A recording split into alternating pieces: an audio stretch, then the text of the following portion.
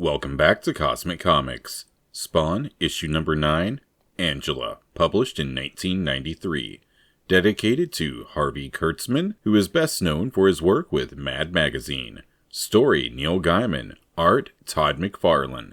Editor and letters, Tom Warzachowski. Color, Steve Olive, Ruben Rude, and Ollie Optics. This issue is the poster child for why you write up very specific contracts about who owns what when dealing with creative properties. I'm not going to go into the lawsuits surrounding this issue and the character of Angela and the other characters introduced in this issue at this time, because that would need its own video. Today, let's leave all that behind us and look at the issue for what it is. The page layouts and story structure's use of narration in this issue is great. The narration panels are written as a guide explaining some of what a Hellspawn is and how a hunter might go about destroying one. The extra details inked into the narration boxes, making them look like unfurled scrolls, is a nice touch. I haven't given Todd enough credit for his ability to abandon classic page layouts while maintaining a consistently smooth flowing comic. It's something that sets Spawn apart from other comics and raises the bar within the industry to this day. The issue opens with a maiden in distress calling out for help. The narration begins by talking about Hellspawn. A Hellspawn is the combination of the soul of a dead human combined with a particular type of parasitic or symbiotic being, which is referred to in this panel as the livery of hell. Remember last issue when we saw Billy Kincaid turn into a Hellspawn, and I commented that this type of Hellspawn might be very different from the variety that infected Al Simmons. This idea is backed up here with a mention that these passages are accompanied by an unseen 19 pages of illustrations of both the basic design and variants. We are explicitly told that the costume covering spawns are sentient creatures. The costume acts as a protective layer for its host. In this panel, it's called a carapace, which is traditionally a hard shell one finds on animals such as turtles or crabs. Finally, this panel tells us that many Hellspawns are shapeshifters. A telling red cape approaches the fair maiden. The smile on her lips betrays her previous dismay as she continues to ask for help. The manual continues. Only Hellspawns in the world of the living are allowed to be hunted, while those in the realm beyond can only be targeted under a formal declaration of war. Any spawn found in the real world are here because Malebolgia considers them as officer material for the war to come. Malebolgia assigns potential officer material to Earth with a limited supply of power. We are introduced to Medieval Spawn. He has arrived to help the maiden who oddly claims to be a maiden no more. The narration in the bottom right corner tells us that young Hellspawn are the best sport. The maiden exclaims that it is her sister, who is little more than a child, that is in danger. The ogre who left the fair maiden in such a disheveled state has taken her back to his cave. This spawn bites off her adventure hook and inquires where to go. He's near, in a cave under the waterfall. Back to the manual, which tells us that young Hellspawn are often time disoriented after being kept in a stasis field for 5 to 10 years by Malebolgia. This is done on purpose to obliterate and confuse family and emotional connections. Oftentimes, young Hellspawn will attempt to act good or noble, knowing this allows one to exploit this vulnerability. As they ride along, the maiden asks Spawn why he covers his face, but Spawn deflects the question, instead choosing to discuss his sister whom he swore he would see married before he died. He left for many years, his time in stasis, and upon his return she was married but not to the man Spawn would have chosen. The manual tells us that some of a Hellspawn's abilities are transmutation and reality adjustment, but some might never learn to fully control their powers. Intelligent hunters can use a young Hellspawn's inexperience to their advantage. Because of that inexperience, young Hellspawns can be dangerous, and they are known for massive displays of power, while older spawns become wilier and more careful with their power expenditure. Killing a young Hellspawn is viewed as a valuable service, as each one killed removes a potential future officer in Hell's army and represents a considerable investment of time and energy by Malebolgia. So far, the earliest time between two Hellspawn being created is 50 years, with it typically being about one per century. This raises a number of questions about what we saw happening to Billy Kincaid last issue. Was Billy made into a Hellspawn? If so, was this a special occurrence, or does the 50 to 100 year window of time mentioned here represent how often a spawn is sent to Earth? Is the book wrong? If it is wrong, it raises questions about if the book can be considered a reliable narrator. When reading Spawn, one must always consider the reliability of any new information we learn. To do so, consider the source, any biases that source might have, and what goals the source is attempting to accomplish. Remember that neither heaven nor hell are bound by inconveniences such as morals or truth. When a spawn runs out of power, it returns to hell. Malebolgia told us that much in issue 4, but this book tells us what happens next. Once a Hellspawn returns, they must face the ordeal of the Dark Carcass. Spooky. If a spawn passes the ordeal of Dark Carcass, he becomes an officer of hell. If he loses, he becomes food for hell's soldiers. The maiden desires to know her hero's name, but he claims not to have one. Todd must have gotten tired of drawing the horse because it is no longer around. The maiden points to the cave where her sister is held. Again, we're told that Spawn who are low on power will go to remarkable lengths not to deplete it completely. This reinforces the idea to the reader that Al should never let his ever-shrinking necrometer reach 0. The maiden insists on accompanying Spawn so that she can share the secrets of the cavern. Once inside, it is dark, but Spawn provides light. For this, she calls him a wizard, a charge the Hellspawn denies. He claims he was a bad man once, but doesn't know what he is now.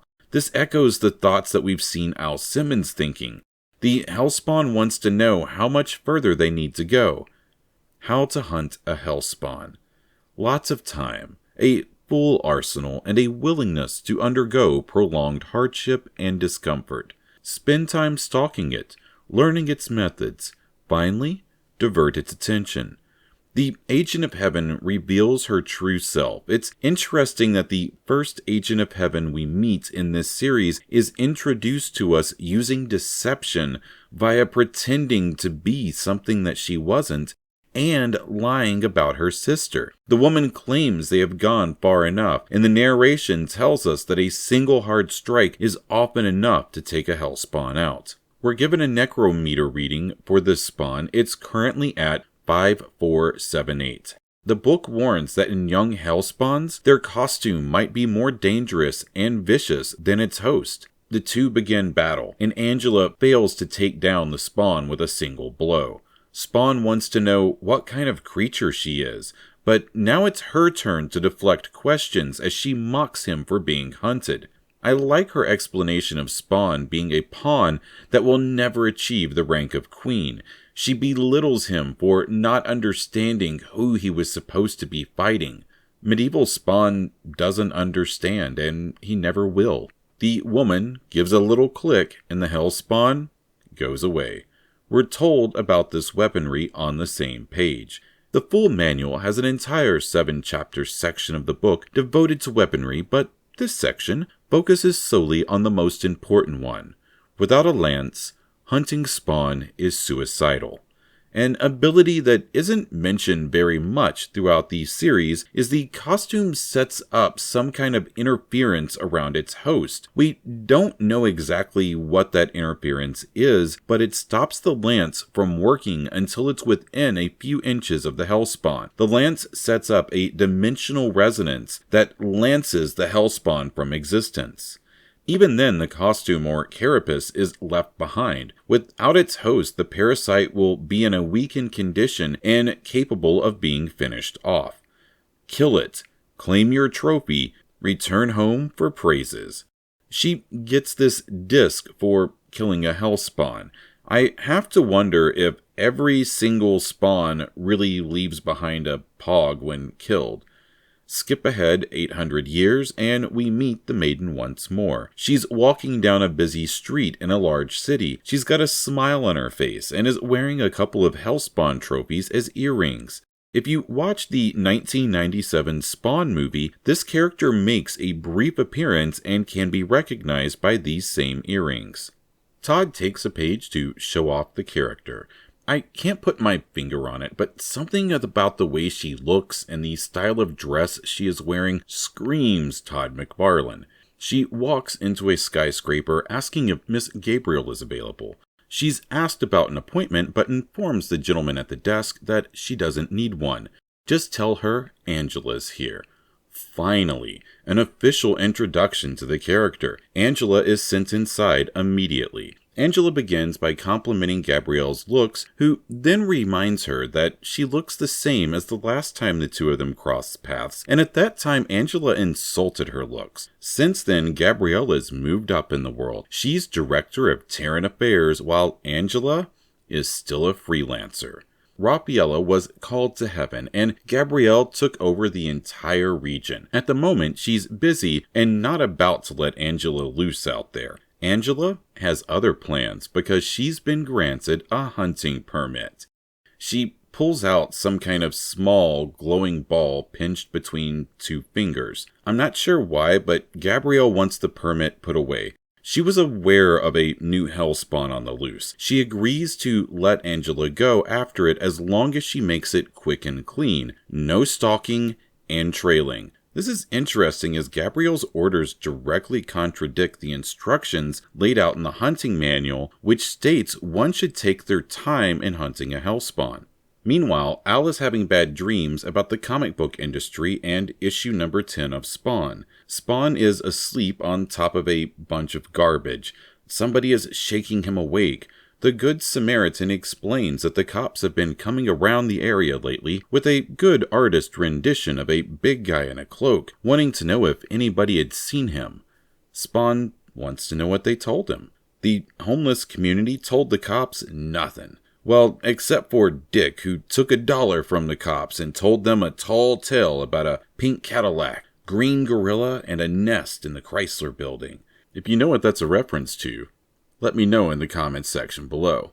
Spawn is grateful for the men's support. They insist that as long as the cops keep coming back, they'll keep covering for him.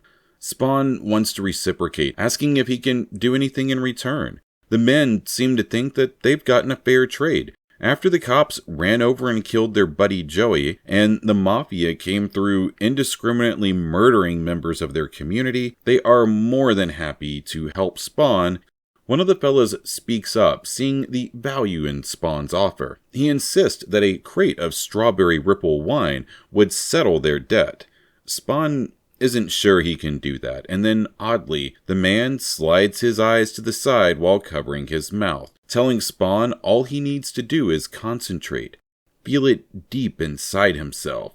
We get an energy reading on Spawn of 8031 as the old-timer exclaims not to do it that way because it'll lower Spawn's energy levels. He explains that Spawn needs to pull the energy from his costume.